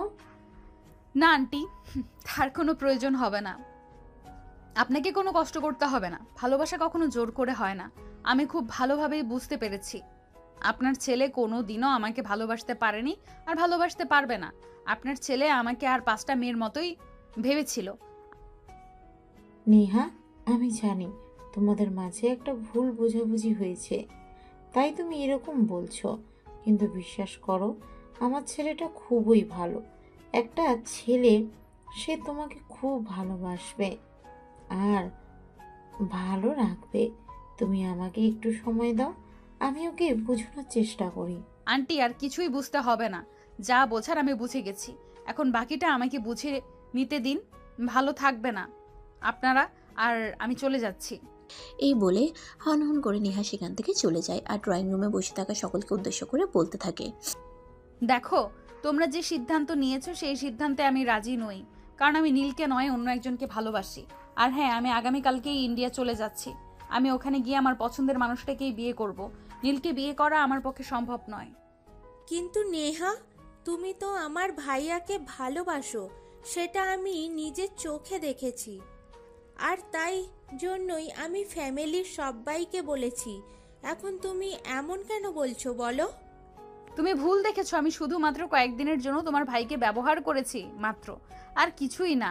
সবাই আমাকে তার জন্য ক্ষমা করে দিও, আমি আসছি। সেখানে আর কাউকে কোনো কথা বলার সুযোগ না দিয়ে নেহা সেখান থেকে চলে আসে। সেদিন রাতেই নিজের প্রয়োজনীয় সব কিছু গোছগাছ করে নেয়। সকাল হতে না হতেই বাড়ি ছেড়ে চলে যায় আর সারা বাড়িতে শোকের মাতাম চলতে থাকে, কারণ তারা খুব ভালো করে জানে নেহা ছেলেটাকে ভালোবেসেছিল। কিন্তু কিছু একটা হয়েছে তাদের মধ্যে, যার কারণে নেহার চোখ দুটো দেখেই সব বোঝা যাচ্ছিল। নেহা চলে যাওয়ার পরের দিন নেহার ভাই নীলের সঙ্গে দেখা করতে যায়। নীল নেহা তোমাকে সত্যি খুব ভালোবাসতো। দেখো, মেয়েটা আমাদের চোখের সামনে বড় হয়েছে, আর নেহা কিন্তু আমাদের ফ্যামিলির একমাত্র মেয়ে। তাকে কিন্তু আমরা সবাই খুবই ভালোবাসি, নিজেদের চাইতেও খুব বেশি ভালোবাসি। বলতে পারো নেহার চোখে আমরা কখনো পানি আসতে দেইনি। আর সেই মেয়েটাকে আজ সকালে বাড়ি থেকে কান্না করতে করতে বের হয়ে যেতে দেখেছি। জানি না সে কতটা কষ্ট পেয়েছে। একটা কথাই তোমাকে বলবো, প্লিজ আমার বোনের ভালোবাসাকে অবহেলা করো না। ঠিক আছে, টেনশন করো না, আমি দেখছি কি করা যায়। এটা আমি নিজেও জানি যে নেহা আমাকে খুব বেশি ভালোবেসে ফেলেছে। সে হয়তো আমাকে ভুলে থাকতে পারছে না, আমাকে ভুলে থাকতে হয়তো তার খুব কষ্ট হচ্ছে। কিন্তু আমি কি করব বলো? আমাকে কেউ কন্ট্রোল করুক সেটা তো আমি চাই না, কোনো দিনই না। তাই এমন বলে ফেলেছিলাম, তবে নেহা সেগুলো আড়াল থেকে শুনে নেবে সেটা আমি ভাবিনি। ঠিক আছে, সমস্যা নেই। যদি কখনো বা কোনো পরিস্থিতিতেও তোমার পক্ষে সম্ভব হয় নেহাকে ভালোবাসা বা ভালো রাখার, তাহলে তুমি সেটা করো, কিন্তু তাকে রাজি করিয়ে তারপর। হ্যাঁ, সেটা তো অবশ্যই। তোমরা সবাই শুধু আমার জন্য দোয়া করো যেন আমি নেহার মন জয় করতে পারি।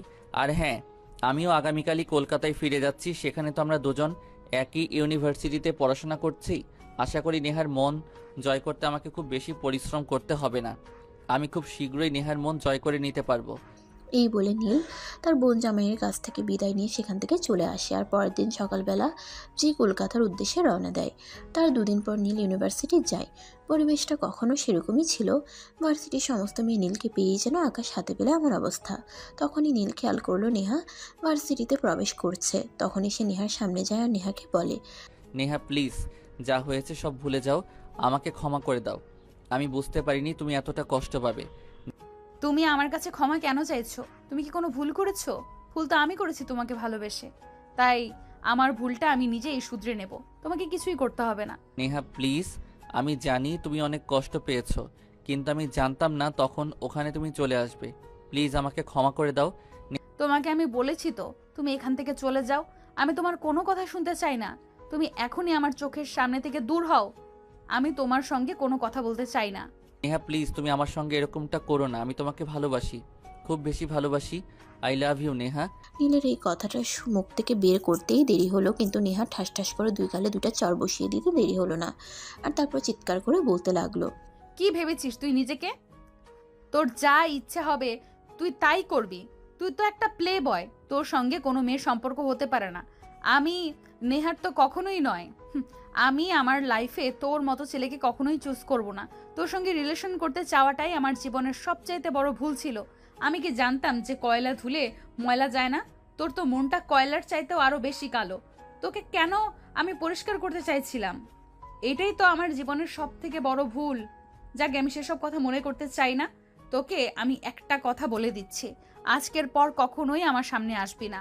নেহা, তুমি আমাকে মারো, কাটো, আর যা ইচ্ছে তাই করতে পারো, আমি তোমাকে কিছুই বলবো না। কিন্তু বারবার আমি তোমাকে একটা কথাই বলবো যে আমি তোমাকে ভালোবাসি, ভালোবাসি, ভালোবাসি। ভালোবাসা ইজ মাই ফুড। তুই আমার চোখের সামনে থেকে সর। তোর কি একটু লজ্জা করছে না? ভার্সিটির ক্যাম্পাসে আমি তোকে চর মেরেছি আর সারা ভার্সিটির স্টুডেন্টরা তোর দিকে হা করে তাকিয়ে আছে। থাকুক না, তাতে আমার কিছু যায় আসে না। আমার ভালোবাসার মানুষ আমার গায়ে হাত তুলেছে, তাতে যদি কারোর কোনো সমস্যা হয়ে থাকে সে তার নিজের চোখ দুটো বন্ধ করে রাখুক। নেহা তখন আর কোনো কথা না বলে সেখান থেকে চলে গেল, কারণ সে বুঝতে পারছিল এখানে থাকলে সে নিজেকে কন্ট্রোল করতে পারবে না, আবার কোনো একটা অঘটন ঘটিয়ে বসবে, তাই সে চলে যায়। আর নেহা চলে যাওয়ার পরই ভার্সিটি থেকে অনেকগুলো মেয়ে সেখানে চলে আসে আর নীলকে বলতে থাকে, আরিনের কি হয়েছে তুমি আমাদের বলো। নেহার এত বড় সাহস হলো কি করে? সে তোমার গায়ে হাত তুলে, সে জানে না তুমি আমাদের ইমোশন, সে সাহস কোথায় পেল তোমার গায়ে হাত তোলার? তোমরা প্লিজ এখান থেকে যাও, আমায় বিরক্ত করো না। নেহাকে আমি ভালোবাসি, আর নেহা আমার গায়ে হাত তুলেছে, তাতে তোমাদের কি হয়েছে? এতে যদি তোমাদের কোনো সমস্যা থাকে তাহলে তোমরা তোমাদের নিজেদের চোখগুলো বন্ধ রাখতে পারো, কিন্তু দয়া করে আমায় এই ব্যাপারে কিছু বলতে আসবে না, কারণ নেহাকে আমি খুব ভালোবাসি, নিজের জীবনের চাইতেও অনেক বেশি ভালোবাসি। আরে নীল, এসব তুমি কি বলছো? তুমি আমাদের ইমোশনস, ভালোবাসা তো তোমাকে দিয়ে হয় না, তুমি তো শুধু টাইম পাসই করতে জানো। কে বলেছে তোমাদের এসব কথা? আমি যত টাইম পাস করতে জানি, আমার দ্বারা কেন ভালোবাসা হবে না? একটা সম্পূর্ণ পুরুষের মধ্যে যা থাকা দরকার তার কোনোটার কম আছে আমার মধ্যে? আমি তোমাদের সবাইকে বলে দিচ্ছি, আমি নেহাকে ভালোবাসি। তখন ওই মেয়েগুলো আর কোনো কথা না বলে সেখান থেকে চলে গেল। এরপর চলে গেল আরও কয়েকদিন। প্রতিদিনই নীল এভাবে নেহাকে নিজের ভালোবাসার কথা বলতে আসতো, আর নেহা তাকে প্রত্যেক দিনই অপমান অপদস্থ করে সেখান থেকে চলে যেত। কিন্তু তারপরও নীল পিছপা হয়নি, সে প্রতিদিনই নেহাকে তার ভালোবাসার কথা বলতে নেহার সামনে যেত। Neha please try to understand, আমি তোমাকে সত্যিই ভালোবেসে ফেলেছি। তুমি যখন আমাকে ভালোবেসেছিলে তখন ভালোবাসা কি আমি জানতাম না। যেদিন তুমি আমাকে ছেড়ে চলে এসেছো সেদিন থেকে ভালোবাসা কি সেটা আমি বুঝতে শিখেছি, আর এখন তোমাকে আমি পাগলের মতো ভালোবাসি। প্লিজ তুমি আমাকে আর ফিরিয়ে দিও না। যদি তোমার আচরণ পাগলের মতোই হয়ে থাকে তাহলে আমি বলবো তুমি গণ মেন্টাল হসপিটালে চলে যাও, সেখানে গিয়ে নিজের ট্রিটমেন্ট করাও, কারণ সেটাই তোমার জন্য প্রয়োজন, আমি নই। এই বলে নীলকে আর কোনো কথা বলার সুযোগ না দিয়ে সে সেখান থেকে চলে গেল। সেদিন বিকালবেলা নীল ভার্সিটি শেষ করে সোজা নেহার বাসায় চলে গেল। নেহার বাসার ভিতরে প্রবেশ করে তো একদম অবাক। নীলকে দেখে সে বলতে থাকে, কি ব্যাপার নীল, তুমি আমার বাসায় কি করছো? আর আমার বাসায় আসার সাহস তুমি কোথায় পেলে? তোমাকে আমি ভালোবাসি, আর ভালোবাসার মানুষের বাসায় আসতে কারোর সাহস দিতে হয় না, সাহস নিজেকেই তৈরি করে নিতে হয়। প্লিজ নেহা, আমায় অ্যাকসেপ্ট করে নাও। আমি জানি তুমি মনে মনে আমাকে অনেক বেশি ভালোবাসো, কিন্তু আমি সেদিন যেটা করেছি তার জন্য তুমি আমাকে ক্ষমা করতে পারছো না, তাই তুমি আমার সঙ্গে এরকম করছো। এই শোনো, তোমাকে আমি ভালোবাসতাম, তবে এখন আর বাসি না। যখন তোমাকে ভালোবেসেছিলাম তখন তুমি আমায় অবহেলা করেছিলে, যখন তোমাকে আমি আমার মতো করে চেয়েছিলাম তখন তুমি সেগুলোকে মূল্য দাওনি। এখন আমি সব কিছু ভুলে গেছি, এখন আমার লাইফে আর কোনো কিছুরই প্রয়োজন নেই। সো তুমি আর আমার সামনে আসবে না, আমি তোমাকে আমার সামনে দেখতে চাই না। কেন, কি সমস্যা তোমার? আমি তো ভালোবাসি তোমাকে, আর আজ আমি পরিকল্পনা করে এসেছি যেভাবেই হোক তোমার মুখ থেকে আমি আমার ভালোবাসার কথা আদায় করেই ছাড়বো। তাই নাকি? ভালোবাসা বুঝি জোর করে হয়? আমি যে তোমাকে জোর করে আমাকে ভালোবাসতে পারিনি, তাহলে তুমি কি করে আমাকে দিয়ে জোর করে ভালোবাসার কথা আদায় করবে? পারবে না তুমি। তাই বলছি তুমি এখান থেকে চলে যাও, আমার সঙ্গে আর ফাজলামো করো না, আমি এসব আর নিতে পারছি না। যদি সোজা কথায় কাজ না হয় তাহলে বাঁকা পথে যেতে হবে, ব্যাস এইটুকুই, আর কিছুই না। মানে কি করবে তুমি? কি করার সাহস আছে তোমার? দেখাও দেখি। তখনই নীল আর এক মুহূর্ত দেরি না করে বসা থেকে উঠে দাঁড়িয়ে নেহার দিকে এগোতে থাকে। তার ভাবভঙ্গি দেখে বুঝতে পারে তার সঙ্গে খারাপ কিছু হতে চলেছে, তাই সে সেখান থেকে পালানোর চেষ্টা করে। কিন্তু নীল তো ছেড়ে দেওয়ার জন্য তার পেছনে পড়েনি, তাই সে নেহা সেখান থেকে সরে যাওয়ার আগে নেহার হাত ধরে ফেলে এবং এক টান দিয়ে নিজের সঙ্গে মিশিয়ে নেয়। এই কি করছো তুমি? ছাড়ো আমাকে, আমি কিন্তু এক্ষুনি চিৎকার করতে শুরু করব, আর তারপর কিন্তু এখানে মানুষজন জড়ো হলে তোমার কি অবস্থা হবে সেটা তুমি চিন্তাও করতে পারবে না। তাদের দুজনের এসব কথোপকথন শুনে বাড়িওয়ালা এসে এখানে উপস্থিত হয় আর নেহাকে বলে, কি ব্যাপার নেহা, কি হয়েছে? এই ছেলেটা কে, আর তোমার ফ্ল্যাটে কি করছে? আমি তো জানতাম এখানে তুমি একা থাকো, এখন কি বয়ফ্রেন্ড নিয়ে আসা শুরু করেছো নাকি? না আঙ্কেল, সেরকম কোনো ব্যাপার নেই। এই ছেলেটা আমার ভার্সিটিতে পড়ে, আমার বন্ধু বলতে পারেন, অনলি বন্ধু, অন্য কিছু নয়। তাই আমার সঙ্গে একটু কথা বলতে এসেছে। নেহা, তুমি যথেষ্ট বুদ্ধিমতী একটা মেয়ে, তাই অন্যদের বোকা ভেবো না। আমি সবকিছুই বাইরে থেকে শুনে তারপরে এখানে এসেছি। আমি শুনেছি তোমাদের মধ্যে কি কথা হয়েছিল। দেখো, আমার বাড়িতে থেকে এসব চলবে না। তুমি যদি এসব করতে চাও তাহলে আমার বাড়ি ছেড়ে দাও, অন্য কোথাও গিয়ে এসব করিও। আঙ্কেল, আপনি ভুল ভাবছেন। আমার এই ছেলেটার সঙ্গে সেরকম কোনো সম্পর্ক নেই। ছেলেটা আমার শুধুমাত্র বন্ধু। আপনার যদি বিশ্বাস না হয় আপনি ছেলেটাকে জিজ্ঞেস করে দেখতে পারেন। আঙ্কেল, নেহা একদম মিথ্যে কথা বলছে। আমাদের দুজনের মধ্যে ভালোবাসার সম্পর্ক রয়েছে, শুধুমাত্র একটু ভুল বোঝাবুঝি হয়েছে, ব্যাস এইটুকুই। তাই আমি তাকে বোঝাতে এসেছি, কিন্তু বিশ্বাস করেন আমাদের মধ্যে খারাপ কোনো সম্পর্ক নেই। তাছাড়া এমন নয় যে নেহা আমার অপরিচিত। তার ভাইয়ের সঙ্গে আমার ছোট বোনের বিয়ে হয়েছে, সেই সূত্রে আমরা আত্মীয়। সেটা আমাকে সরাসরি বললেই হতো, তাহলে নিশ্চয়ই এই ঝামেলাগুলো হতো না। যাই হোক, আমি আসছি, তোমরা তোমাদের কাজ চালিয়ে যাও। নীল, প্লিজ তুমি এখান থেকে চলে যাও, তা না হলে কিন্তু খারাপ কিছু হয়ে যাবে বলে দিলাম। তাই নাকি? আচ্ছা ঠিক আছে, তাহলে খারাপ কিছু তোমাকে করতে হবে না, আমি নিজেই করে নিচ্ছি। এই বলে নীল নেহার দিকে এগোতে শুরু করে আর নেহা পেছাতে থাকে। কিন্তু যাবে আর কোথায়, সব শেষে তো দেয়ালে পিঠ ঠেকাতেই হবে। নেহার ক্ষেত্রে তাই হয়েছে। নীল তাকে ধরে ফেলে এবং নিজের কাছে টেনে নেয়। আর পালানোর পথ নেই ডার্লিং, এখন তোমাকে আমার হাতে ধরা দিতেই হবে। আর তুমি ধরা পড়েও গেছো, এখন কি করবে সেটাই আমাকে বলো। প্লিজ আমাকে ছাড়ো। আমার আর কেমন যেন লাগছে, নিঃশ্বাস ভারী হয়ে আসছে, বুকের ভেতর ধরফর করছে। কিন্তু কে শুনে কার কথা। নীল নেহাকে টান দিয়ে আরও কাছে টেনে নেয় আর তার ঠোঁট দুটো নিজের দখলে নিয়ে নেয়। প্রায় 2 মিনিট ধরে নিয়ে নেহাকে কিস করতে থাকে। আর এদিকে নেহা তো নিজেকে সরানোর জন্য প্রাণপণ চেষ্টা করছিল, কিন্তু একটা পুরুষ মানুষের শক্তির সঙ্গে একটা মেয়ে মানুষের পেরে ওঠা তো এতটা সহজ নয়। তাই নেহা কোনোভাবেই নীলের সঙ্গে পেরে উঠছিল না। প্রায় 3 মিনিট পর নীল নিজেই নেহাকে ছেড়ে দেয়। নীলের থেকে নিজেকে ছাড়াতে পেরে নেহা যেন গলাকাটা মুরগির মতো ছটফট করতে থাকে। প্রায় 10 মিনিট সময় লাগে তার নিজেকে সামলে নিতে। তখন সে নীলকে বলতে থাকে, নীল, তুমি আজ যেটা করেছো খুব খারাপ করেছো। এর জন্য তোমাকে একদিন না একদিন পস্তাতে হবে, সেটা মনে রেখো। যখন হবে তখন দেখা যাবে, এখন আমি আসছি। আর হ্যাঁ, একটা কথা মনে রেখো, আমি যখন একটা কাজে হাত দিয়েছি তখন এটা শেষ করেই ছাড়বো। তুমি যতদিন পর্যন্ত আমার প্রস্তাবে রাজি না হবে, যতদিন পর্যন্ত তুমি আবার আমাকে এই কথাটা না বলবে যে তুমি আমাকে ভালোবাসো, ততদিন পর্যন্ত আমি এসব করতেই থাকবো। এই কথা বলে নীল সেখান থেকে চলে যায়। আর এদিকে নেহা কোনো রকমে নিজেকে ঠিক করে নেয়।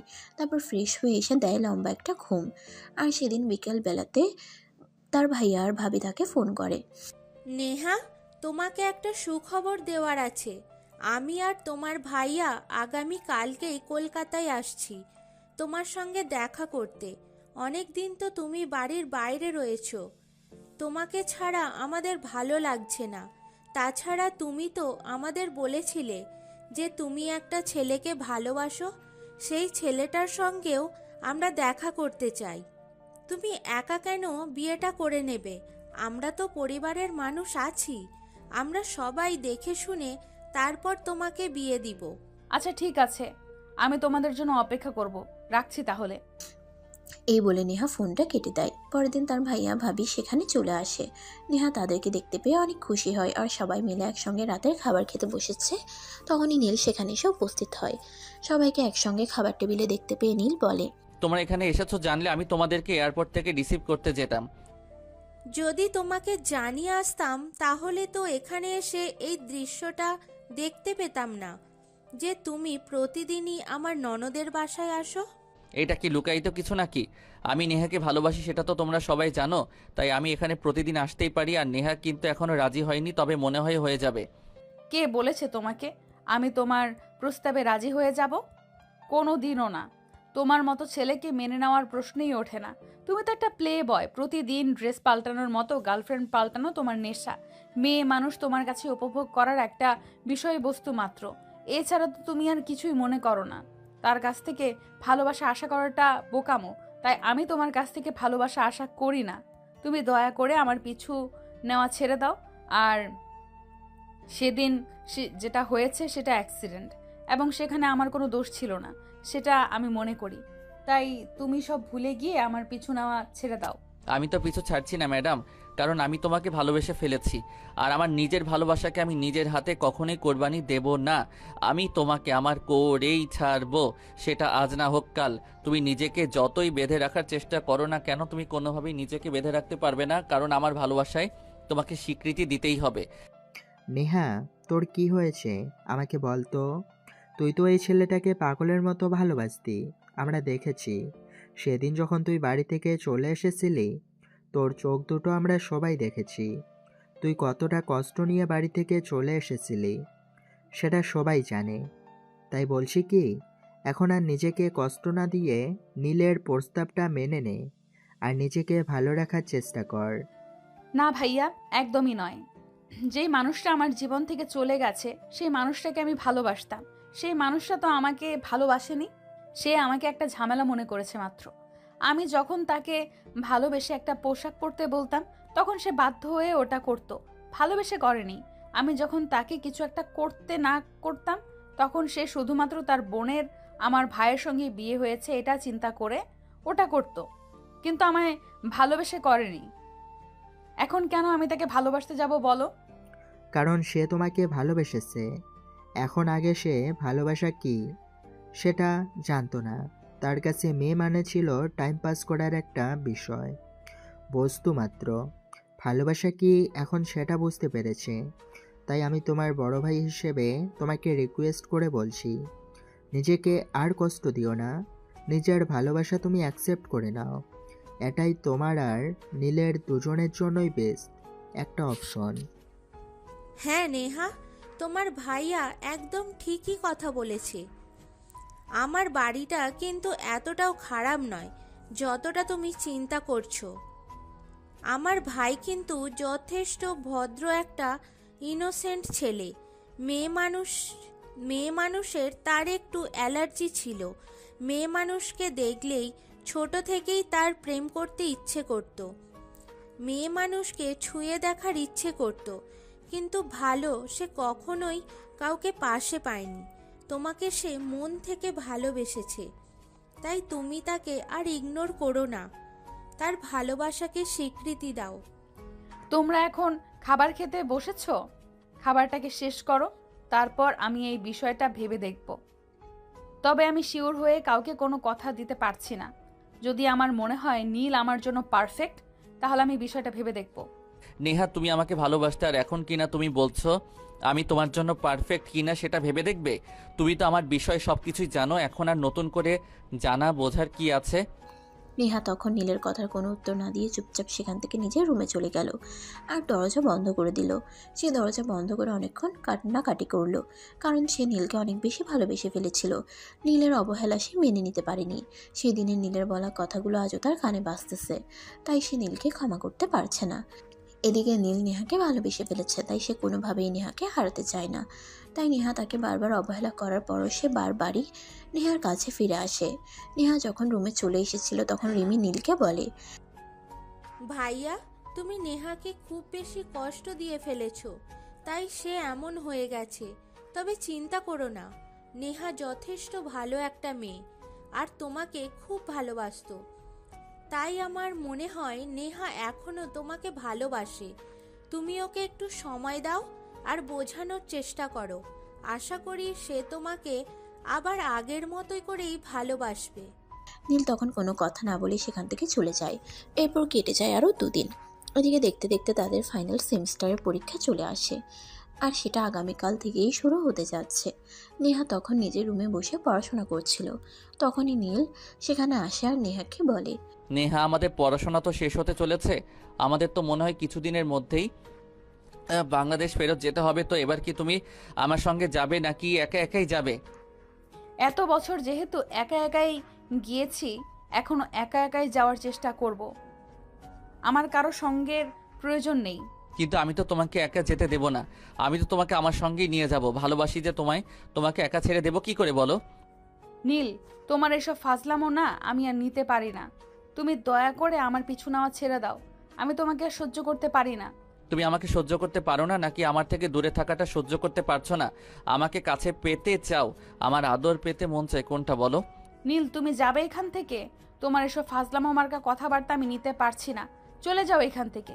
আমি তো যাব না ম্যাডাম, তোমাকে একটু আদর করতে মন চাইছে, তোমাকে একটু কাছে পেতে মন চাইছে, তাই চলে এসেছি। আমি তোমাকে একটু আদর করে তোমার ভালোবাসা নিয়ে তারপর এখান থেকে যাব। নীল, তুমি যাও এখান থেকে। আমি তোমাকে শেষবারের মতো বলছি, তুমি এখান থেকে চলে যাও। কিন্তু কে শুনে কার কথা? কারণ নীল খুব ভালোভাবেই বুঝতে পেরেছে সে যতক্ষণ পর্যন্ত নেহার সঙ্গে উল্টাপাল্টা কিছু না করবে ততক্ষণ পর্যন্ত নেহা তাকে এত সহজে মেনে নেবে না। তাই তো নীল নেহাকে পড়ার টেবিল থেকে পাজা কোলে তুলে নিয়ে বিছানায় চলে যায় সোজা। এসব কি করছো নীল? তুমি ছেড়ে দাও আমাকে, ভালো হবে না কিন্তু, বলে দিলাম। তুমি কি খারাপ করতে পারো? আমি সেটাই দেখতে চাই। এই বলে নীল নেহাকে বিছানায় শুয়ে দিয়ে দরজাটা আটকে দেয় আর নেহার কাছে এগোতে থাকে। নেহা তো নিজেকে গুটিয়ে গুটিয়ে নেয়। সে তো এটার জন্য মোটেও প্রস্তুত ছিল না। সে ভাবতেই পারেনি নীল তার সঙ্গে এরকম কিছু করবে। নীল নেহার একদম কাছে চলে আসে। নেহা তো ভয়ে একদম কুঁকড়ে যাচ্ছিল। নীল, নীল, আমার সঙ্গে এসব করো না প্লিজ, আমাকে ছেড়ে দাও। ডার্লিং, তোমাকে ছেড়ে দেওয়ার জন্য আমি এতদিন ধরে পরিশ্রম করছি না, তুমি তা খুব ভালো করে জানো। আমি কখনোই কোনো মেয়ের পিছনে 2 মিনিট সময় ব্যয় করিনি, মেয়েরা আমার পেছনে সময় ব্যয় করে। আর তোমার পিছনে আমি এতদিন ধরে ঘুরঘুর করছি, কিন্তু তুমি আমাকে কোনো পাত্তাই দিচ্ছ না। কি ভেবেছো নিজেকে? তোমার যা ভালো লাগবে তুমি তাই করবে? ওটা আর চলবে না ম্যাডাম।